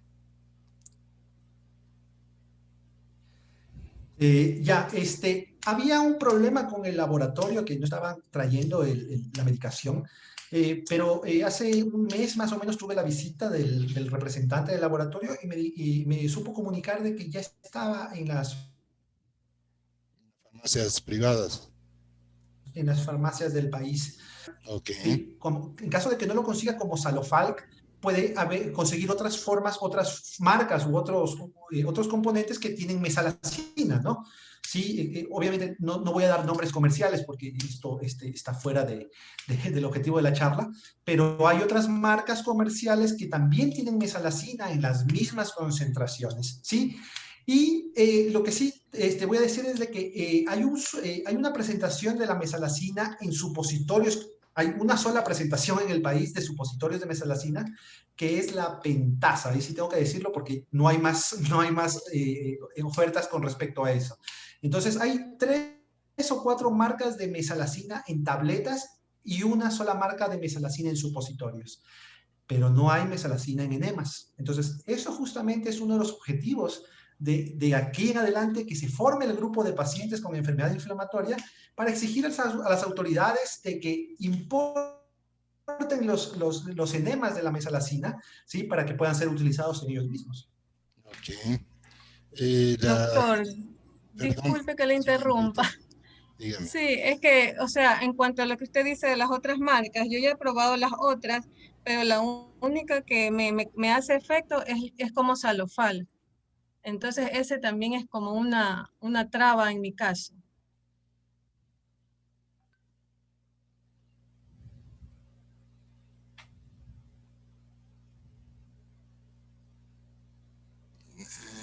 Creo que nuevamente ahí volvió la imagen Hola. No suya. sé si me escuchó. Creo que sí la debe haber escuchado, pero Sí, no se había congelado la imagen del doctor. Nos comentaba Vita de sí, que sí. en su caso solo el Salofal, que ella probó las otras presentaciones de otras marcas, pero no le dieron resultado. Sí, como dije inicialmente, las otras marcas tienen el mismo compuesto, de hecho, es la mesalazina, ¿sí? Pero ya hay algunos pacientes que ya se adaptan o Que ya el se... organismo propio del paciente se adapta a esa... déjenme Exacto. comentar algo en general, porque esto pasa con todas las enfermedades. Por alguna razón extraña, el cuerpo humano tiene unos sensores muy especializados, al punto que, por ejemplo, para mencionar algo completamente distinto, los pacientes que usan ciertos medicamentos para tratamientos continuados, suelen desarrollar una capacidad interna de diferenciar el mismo medicamento hecho por distintos laboratorios. Y si partimos del supuesto de que ambos o varios laboratorios usan exactamente los mismos recipientes para fabricar el medicamento y el proceso de fabricación, tratándose de medicamentos químicos, no biológicos, sino químicos, el proceso de fabricación es básicamente muy parecido, es notorio que el cuerpo genere resistencias al cambio del medicamento de una presentación a otra. Pero esto sí sucede. O sea, de cuando a ustedes le digan, no, usted está loca, eso no puede ser porque es el mismo medicamento. No, usted no está loca o usted no está loco, si es un hombre. Esto desgraciadamente pasa. Lo hemos visto con pacientes de otras enfermedades, así que no es solo el caso que le pasa a los pacientes de enfermedades inflamatorias como la de ustedes. Así que coméntelo con su médico que esto es real. A ustedes efectivamente les pasa eso, por eso tienen esta necesidad específica. Pero bueno, quería mencionar otras preguntas. De hecho, Sí, doctor. sí, de hecho yo tengo algunos de que se adaptan y reconocen qué medicación, a pesar de tener la misma composición, el mismo miligramaje, ¿sí? Pasa exactamente lo mismo, ¿sí? Pero en caso de que, por ejemplo, no haya la medicación, sí, lamentablemente, si es que no hay y no hay forma de conseguirla en el extranjero, tenemos que adoptar la otra marca mientras tanto o hasta que vuelva a restablecerse la comercialización en el país de tal medicamento. Pero como le digo a nuestra amiga Vita, hace un mes me visitó el representante del laboratorio y me dijo que ya estaba, ¿sí? Que ya estaban distribuyendo el Salofalc en las farmacias del país. ¿Sí? Tal vez realizar una nueva búsqueda en las farmacias y tal vez ahí las pueda conseguir. Bueno, una paciente, Yesenia Cuello. Yesenia además es nuestra líder de paciente con lupus eritematoso sistémico, así que es una paciente experta en muchos temas, ¿no? Me pregunta, doctor, en principio, al principio de un caso de colon irritable, ¿cómo son los síntomas más comunes para acudir al médico y no esperar a que se detecte cuando ya el estado sea avanzado? Ya, colon irritable, ¿sí? Es otro trastorno completamente distinto a lo que es colitis ulcerosa, ¿sí? El colon irritable, que es como lo conocen al síndrome de intestino irritable, no es una enfermedad inflamatoria, más bien es una enfermedad funcional, ¿sí? Esto quiere decir de que hay síntomas, o sea, dolor abdominal, diarrea o estreñimiento, distensión, sonidos de la barriguita, flatulencias, a pesar de que en los exámenes que se hacen, sangre, heces, endoscopías, tomografías, etcétera, no se detecte ningún tipo de alteración, ¿sí? Entonces, esto más bien es un trastorno funcional, o sea, el paciente siente el dolor, tiene las diarreas, se estriñe, etcétera, pero que no se observa en los estudios de laboratorio ni de imágenes de endoscopía, etcétera, algo inflamado o algún tipo de enfermedad orgánica. Entonces, ¿cuándo sospechar en un paciente que tiene síndrome de intestino irritable o colon irritable? Es justamente en los pacientes que tienen diarrea, que a veces se combina con estreñimiento, dolor, hinchazón de la barriga, sonidos. Pero en el caso de que tenga ya o note sangre en las heces, o tenga pérdida de peso, o tenga anemia, o tenga fiebre, ya eso ya no es intestino irritable. Y ahí sí ya se necesita realizar estudios para descartar otras enfermedades. Y obviamente, solamente con los síntomas, en el caso, por ejemplo, de una colitis ulcerosa, que no tenga diarrea, sino solamente diarrea, y el paciente de intestino irritable, que también solamente tiene diarrea, a veces es muy difícil separar el diagnóstico, o sea, decir, este paciente tiene tiene colon irritable y este tiene colitis ulcerosa. Entonces, pero si es que tiene síntomas de alarma, como les dije, sangre en las heces, anemia, pérdida de peso, fiebre, etcétera, es un paciente que ya no es un intestino irritable, hay que buscar otro tipo de enfermedades.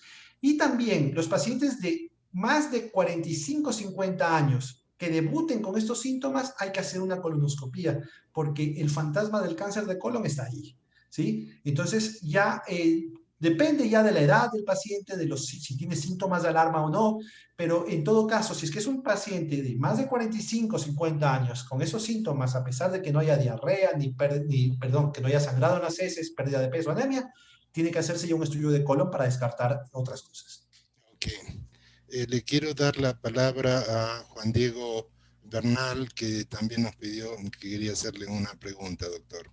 Por supuesto. Adelante, Juan Diego, prende tu micrófono.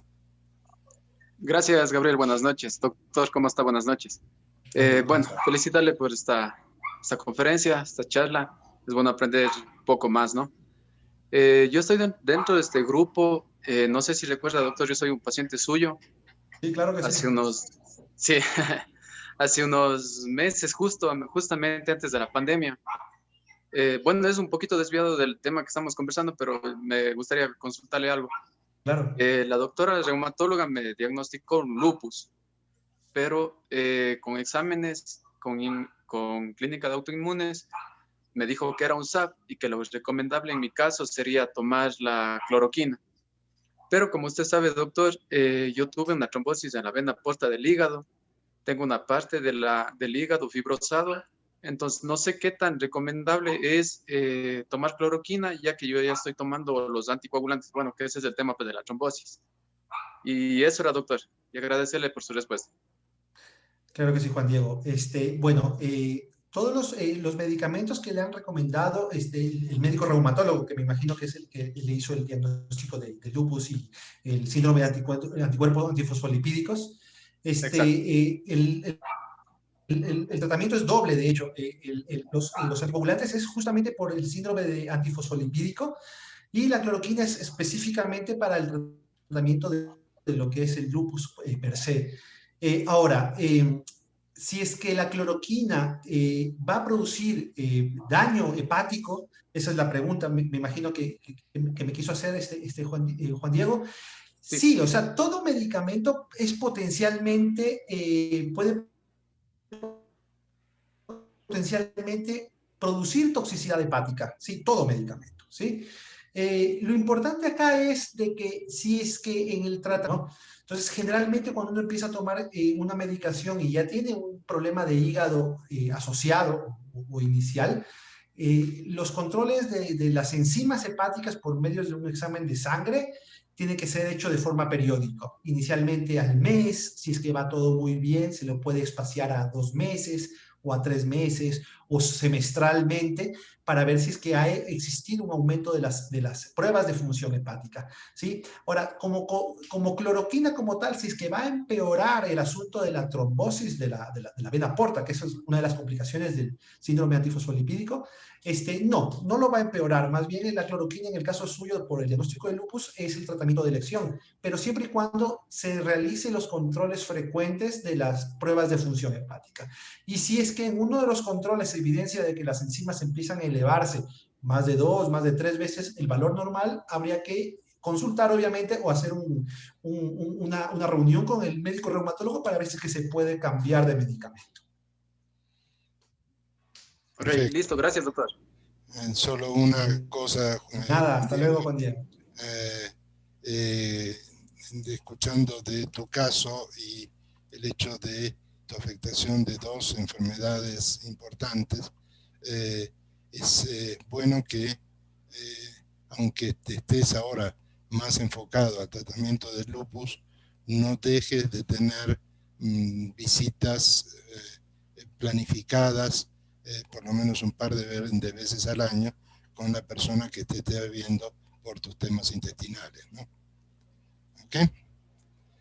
Bueno. Listo, estimado Gabriel. Muchísimas gracias. Quiero pasar, nos pregunta también Ana Lucía qué pasa con la alimentación. Acuérdese, Ana Lucía es paciente de Crohn. Dice, los nutricionistas no le atinan a lo que los pacientes con esta enfermedad nos puede hacer bien. Sí, y es verdad, sí. De hecho, en la clínica de enfermedad inflamatoria intestinal que manejamos nosotros, no solo soy yo, ¿sí? Es un grupo multidisciplinario de especialistas que están a cargo del manejo de los pacientes, ¿no? No solamente es el gastroenterólogo, tiene que estar también unido al grupo al grupo de especialistas, un cirujano coloproctólogo, tiene que estar un médico psicólogo, porque esto también, la persona que tiene enfermedad de Crohn o colitis ulcerosa, llega a tener un impacto en la calidad de vida tan tremendo, ¿sí? De que puede originar estadios de depresión, ansiedad, estrés. Entonces, el médico, psicólogo y psiquiatra dentro del grupo de multidisciplinario es fundamental. Aparte de eso, el médico nutricionista o el médico nutriólogo es de una vital importancia. También hay que tener en cuenta dentro del grupo multidisciplinario una enfermera que es la que esté manejando a los pacientes, que estén al día con sus medicinas, que nos cuenten a nosotros a su vez, que sea como un intermediario entre el paciente y el médico, que le eduque al paciente cómo trasladar su medicación biológica en caso de que sea la medicación subcutánea, que se administre, cómo almacenarla, cómo tomar las muestras de laboratorio, cómo prepararse para los estudios endoscópicos. Entonces es importantísimo. Y muchas veces en los hospitales que no tienen estos centros donde se manejan clínicas de enfermedad inflamatoria intestinal, no hay mucho conocimiento con respecto a cómo tratar la parte nutricional del paciente, ¿sí? Y de hecho, en enfermedad de Crohn y en colitis ulcerosa es un pilar fundamental la dieta y la alimentación. Pero a breves rasgos, obviamente, los pacientes que están con el brote agudo, hay que evitar el uso de lácteos, ¿no? Porque esto puede empeorar las diarreas. Las personas también hay que evitar en los brotes agudos el consumo de dieta rica en fibra o residuos, por la dificultad ¿cómo se llama?, del paso de la fibra a través del intestino, sobre todo cuando hay inflamación, que a veces puede cerrar el intestino, y con la dieta rica en fibra y residuos, taparlo definitivamente. La dieta rica en proteínas, rica en energía, o sea, en carbohidratos, en lípidos también, con cierto tipo de lípidos, es fundamental. Y en los brotes muy severos de enfermedad de Crohn y de colitis ulcerosa, a veces se recomienda la nutrición enteral elemental, o sea, es decir, a base de fórmulas, que tenga aminoácidos, lípidos y carbohidratos que sean de fácil absorción para evitar la desnutrición en los pacientes. Entonces, el médico nutriólogo, el grupo multidisciplinario de la clínica de enfermedad inflamatoria, tiene un papel fundamental. Bueno, nos pregunta Miriam Vaca, doctor Andrade, ¿y los pólipos intestinales qué tan riesgosos pueden ser? hay que ver los pólipos en enfermedad inflamatoria y los pólipos que no están asociados a enfermedad inflamatoria. Los pólipos generalmente que están asociados a enfermedad inflamatoria, generalmente son productos de la cicatrización de la mucosa, ¿no? Es la diapositiva que yo mostraba un poco, una serie de pólipos que se llaman pseudopólipos dentro del colon. Esos pólipos son benignos generalmente y no están asociados a riesgo de malignidad a largo plazo, porque son solamente pólipos resultados de la cicatrización continua de la mucosa cuando estuvo previamente inflamada. Pero también hay otros pólipos que son los pólipos adenomatosos, ¿sí? Que son los adenomas, que estos sí implican un riesgo en el desarrollo de cáncer de colon. Y en personas que tienen colitis ulcerosa, sobre todo, el riesgo aumenta más aún, ¿sí? Entonces, por eso es importante que después de los 7, 8 años del inicio del diagnóstico de la colitis ulcerosa, los pacientes sean sometidos a colonoscopías periódicas para tratar de detectar estos pólipos cuando son pequeños aún y antes de que se genere el cáncer. Porque obviamente si se detecta un pólipo que tiene potencial maligno, tranquilamente podemos resecar con endoscopía ese pólipo y evitar que esto evolucione hacia un cáncer a futuro. Los pólipos que no están asociados a enfermedad inflamatoria intestinal, igualmente, cierto tipo de pólipos, sobre todo unos tipos de adenomas que se llaman los adenomas tubulovellosos, significan un riesgo mayor de cáncer de colon en las personas. Y más aún si yo tengo familiares de primer grado o varios familiares de segundo grado que han tenido cáncer de colon o pólipos de colon, ¿sí?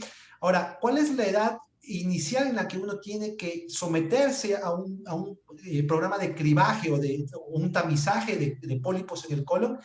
Depende del país, depende del país donde se están las recomendaciones, pero generalmente son desde los 45 a los 50 años. Ya tiene una persona que por lo menos una vez en su vida realizarse un estudio de colon para detectar los pólipos. Es como más o menos en el hombre el chequeo de próstata, en las mujeres la mamografía, el Papá Nicolau.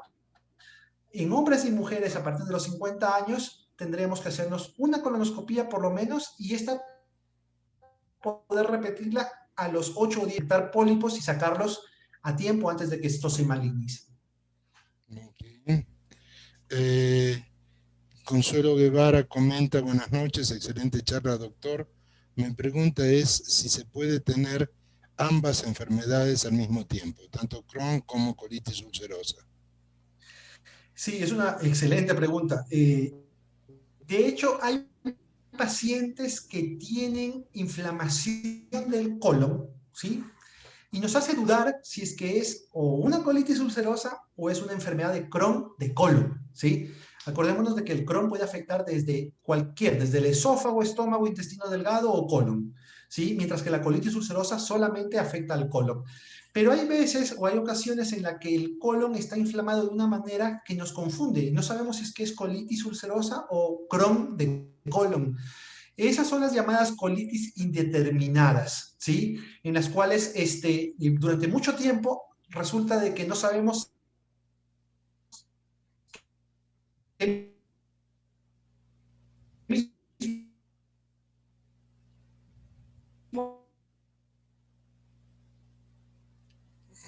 Disculpe, doctor, se está perdiendo su... exámenes que se hagan, por más biopsias, por más estudios, no sabemos diferenciar cuál de las dos es. Ok. Hubo una parte de la explicación que desgraciadamente se nos perdió porque se interrumpió la señal, David. Te rogaría si la puede repetir. Sí, lo que decía es de que no es que las dos enfermedades coexistan, o sea, no es que un paciente tenga colitis y Crohn al mismo tiempo, sino que cuando se afecta el colon, hay pacientes que es a veces hasta imposible diferenciar si es que es una colitis ulcerosa o una enfermedad de Crohn de colon, ¿sí? Así sea, por más exámenes que se hagan, colonoscopías, biopsias, estudios de intestino delgado, cápsula, tomografía.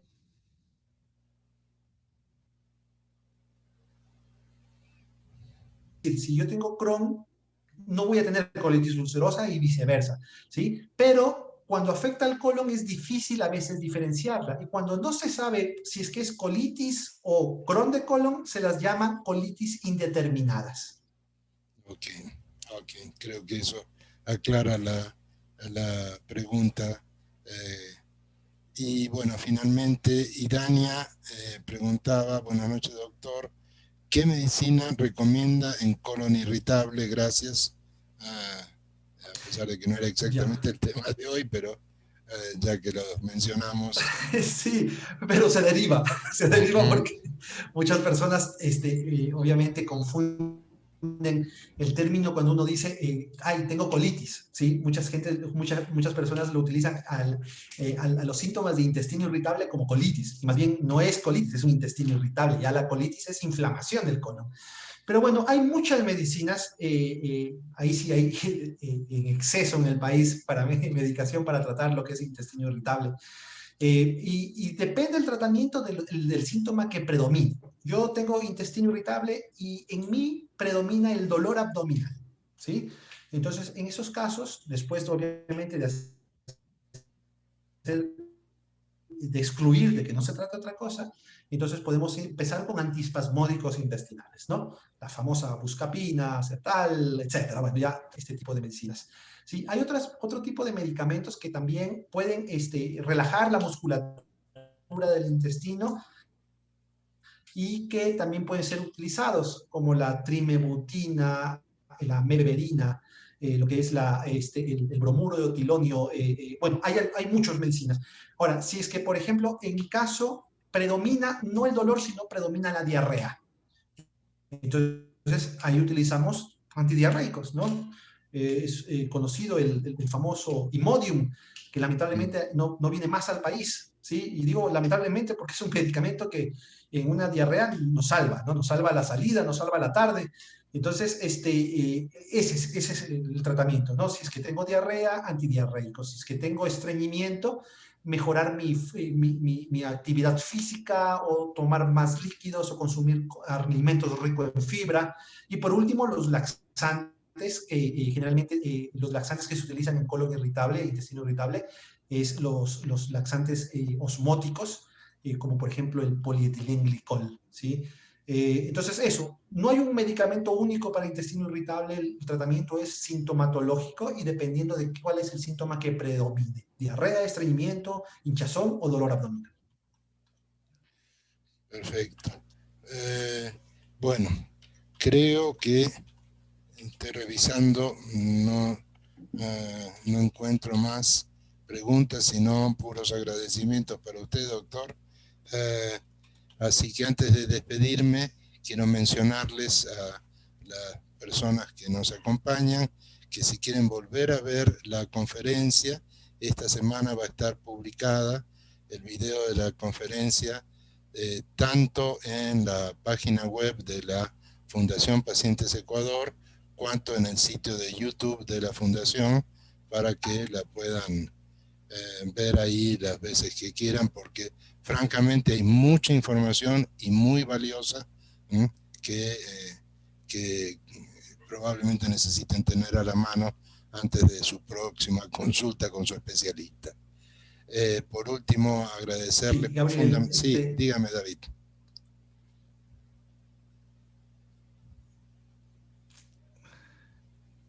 Sí, Gabriel, sí, justamente antes de despedirnos, quisiera unas palabras cortas, muy cortas. Primero, Gabriel, agradecerle mucho por el espacio para la Fundación de Pacientes de Ecuador, para poder informar, comunicar y sobre todo crear este sentimiento de unión entre los pacientes, ¿sí?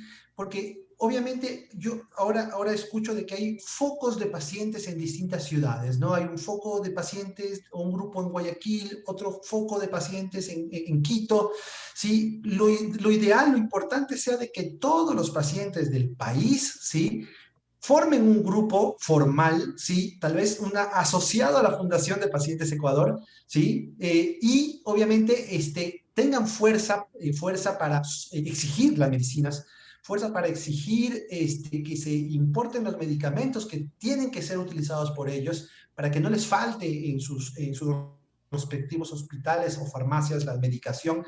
Y justamente, aparte de eso, un grupo nacional, ¿sí? Para que se pueda recibir educación continua y apoyo, ¿sí? Apoyo. A veces los pacientes con enfermedad inflamatoria, y es verdad, no entienden los otros pacientes por lo que el paciente con enfermedad inflamatoria pasa, ¿sí?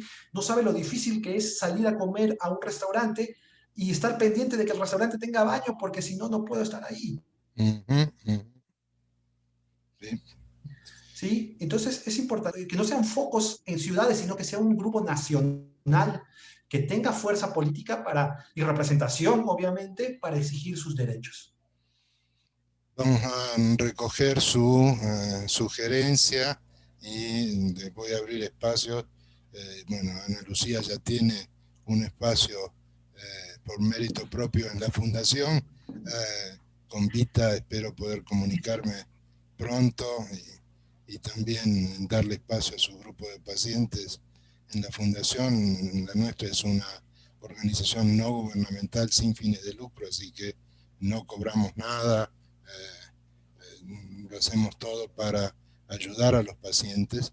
Nosotros no prestamos servicios médicos porque para eso están los médicos, las clínicas, los hospitales, pero sí nuestra principal labor es la defensa de los derechos de salud de los pacientes, que, como mencionaba David, por ejemplo, el acceso a los medicamentos es un derecho consagrado en la Constitución del Ecuador.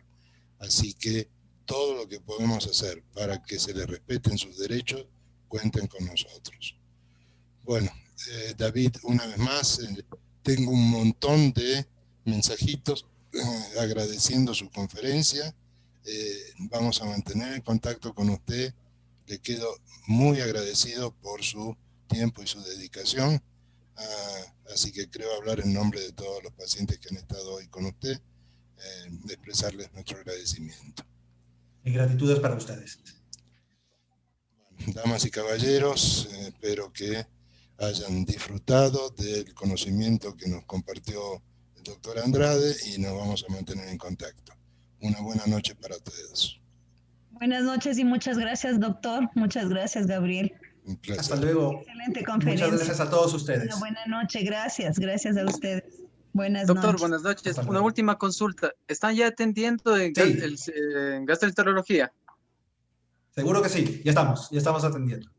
Chévere, doc. Nos vemos el 9 de diciembre entonces. Muchas gracias. Perfecto, hasta luego. Pase bien. Gracias. Gracias.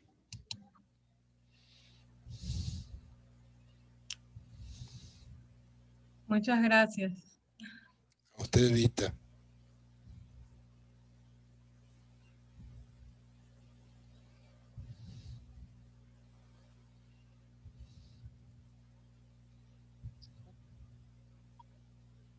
Chao. Chao, Gabriel. Sí. Gracias por el apoyo. Faltaba más. Usted siempre cuenta con nosotros. Gracias. Que tenga una linda noche y cuídese. Lo mismo. Les juro que lo estoy necesitando porque hoy he estado con unos dolores de cabeza que qué le podré contar. Ya Pero me bueno. imagino. Disculpe. Relax. Dígame, Vita. ¿Cómo me podría comunicar con usted a futuro? A ver, vamos a empezar. Le voy a poner en el chat de acá mi número de celular. De hecho, todos lo pueden copiar si quieren. Ese es mi celular personal. Si se quiere comunicar al teléfono celular de la fundación, nunca me lo acuerdo de memoria porque es un número más difícil que el mío, es 095-894-4938. En la fundación, ese segundo celular que le di está operativo de lunes a viernes de 9 de la mañana a 1 de la tarde, que es en el horario en que tenemos personal de planta en la fundación. Y la cuenta general de la fundación de correo es info@pacientesecuador.org.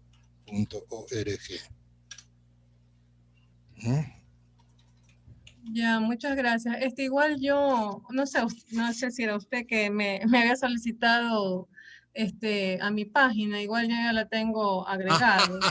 Bueno, Disculpe, pero Sí. son tantas cosas en las que ando metido, Vita, que le pido disculpas que no recuerde todo de memoria. A mis 70 Sí, no, años... sino que le cuento, o sea, mi página es colitis ulcerosa y enfermedad de Crohn Ecuador. Ah, sí, sí, sí, sí. Yo pedí Ajá, autorización para sí. casualmente publicitar esta conferencia porque creo Sí, ahí que era salió y útil. sí, del grupo ahí estuvieron viendo la Ah, publicación. Ajá. y como vio más adelante, en la página, en el sitio de YouTube de la Fundación, vamos a levantar el video para que usted le pueda decir a todas las personas que estén en su grupo que lo pueden ver a la hora que les resulte conveniente o que tengan internet, porque a veces el problema de muchos pacientes que no tienen acceso a internet con mucha facilidad, ¿no?